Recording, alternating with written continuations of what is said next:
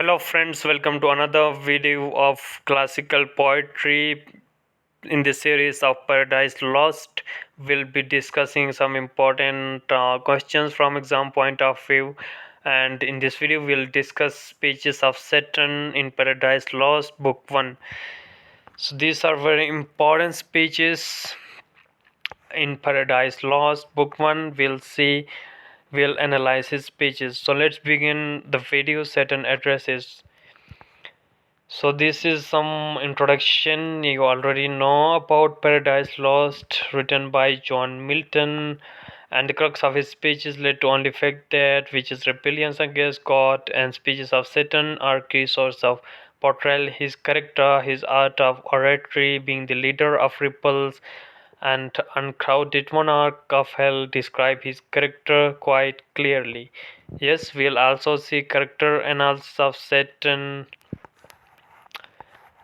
Uh, yes, video is available on my channel. Now we'll analyze the first speech of Saturn from book 1, line 84 to 124. Line by line explanation and analysis also available on my channel.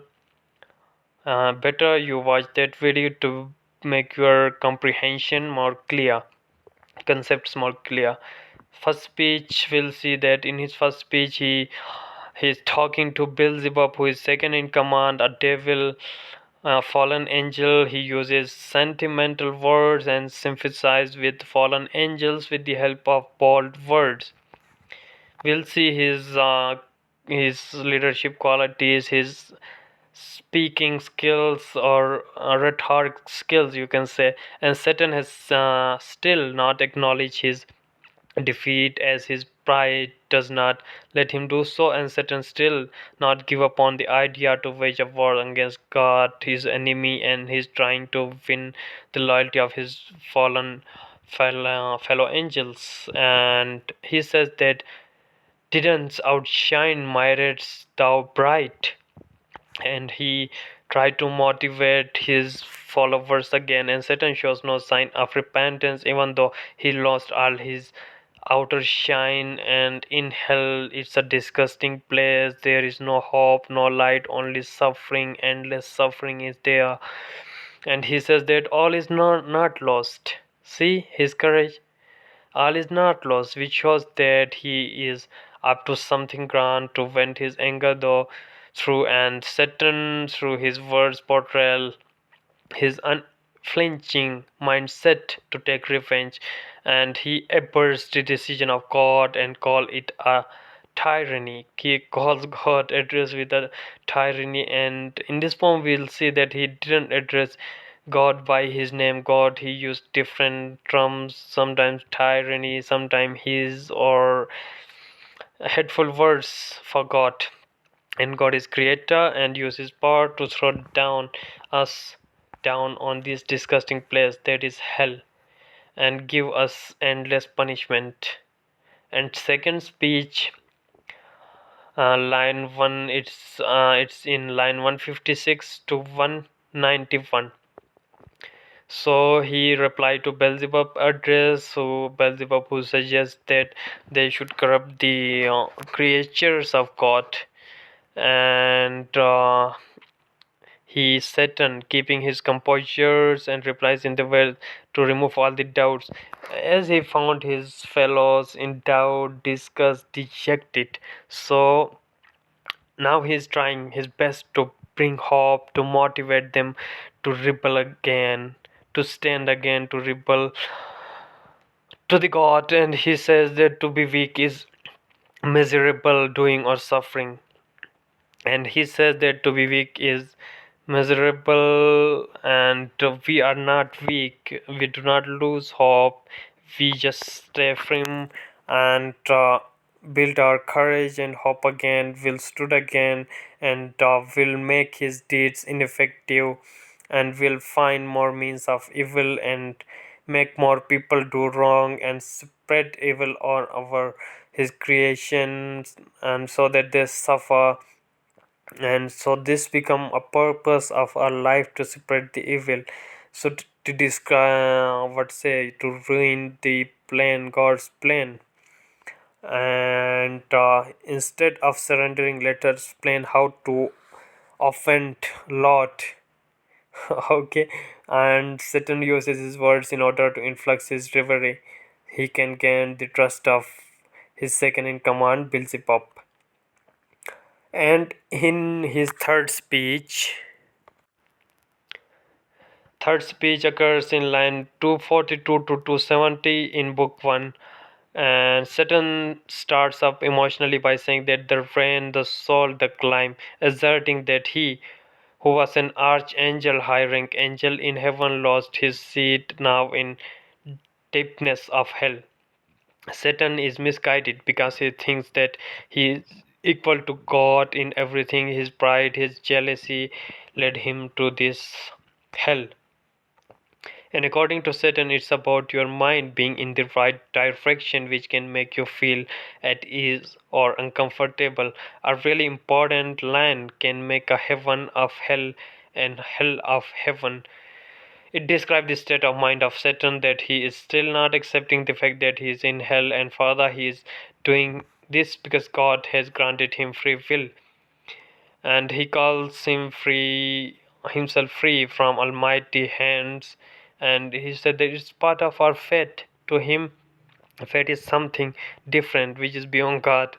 To him, better to reign in hell and then serve in heaven. So he make himself prince of hell, and not compromising his honor and dignity. He says that it's better to rule in this hell than to serve in heaven before God, and see his head towards God, and thus collecting up the fallen angels who have no better idea other than following him. And to him, serving is disrespectful act, and he never bow before God. In his fourth speech, the fourth speech of Satan, line 314 to 330, Satan, in his deep, loud voice, calls for the fallen angels by sarcastically calling them as princes, potentates, warriors, force of heaven. So to convince them, to motivate them, he uses his speech qualities, his rhetorics. In linguistics, you might study about rhetoric, and once you are now lost. And he said that he make them remember that this is only chance that they have, can seize it or they can eternally live here. The choice is theirs to make whatever they want, to stay here forever, want rise against God. And we'll see that if you want to be a conqueror, pick up your arms and get ready, awake, arise, and be forever fallen. This at once made all those who were sleeping and awake. They pondered over the idea and thus were successfully moved by words of Satan. Satan is trying his best to make them aware that they were in it together and successful in shifting blame onto fallen angels, which he should have taken on himself. And we'll see fifth speech of Satan, line 622 to 662 in book 1. Regarding the Satan fifth speech, Satan is trying his best and doesn't take the blame alone. And when he takes a look at his fallen angels, he feels guilty about their fate, that they facing this due to him. And now, in order to hide himself and putting the blame to everyone, it is only plain he can think at a moment. And we can see Satan's being a political, and when he takes the spot of emotions and blackmails the following angels. And Satan first engages the fallen angels army, giving them zeal, and uses poetic language in order to make them understood what they were equally involved as himself. And we'll see Satan playing with their emotions. Further continue by saying that it's shocking to witness such a big number which empties the heaven, and they should rise and get their native seed back, that is heaven. Satan here tries to prove his innocence by saying that it is not an easy task to regain, as he tried his best along with you but never thought that they will face. And Satan obdurate pride made him blind to the fact that he can never win over his God, he can never defeat his Creator. And he further says that we are lesser to him in power, so let's hurt God by waging a war using another strategy. And now their plan is to corrupt the creation of God to spread the evil among them. So, in a nutshell, in a conclusion, we can say that the speeches of Satan shows his obdurate pride along with his unflinching notion to take revenge against God. He uses his speech of oratory to gather his army of fallen angels and make them assemble in order to wage a war against God. Throughout the speeches, we see no signs of Satan backing off. He is determined to take revenge against God.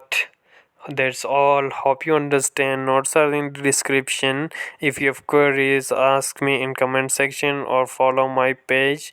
Link in the description. Thank you for watching.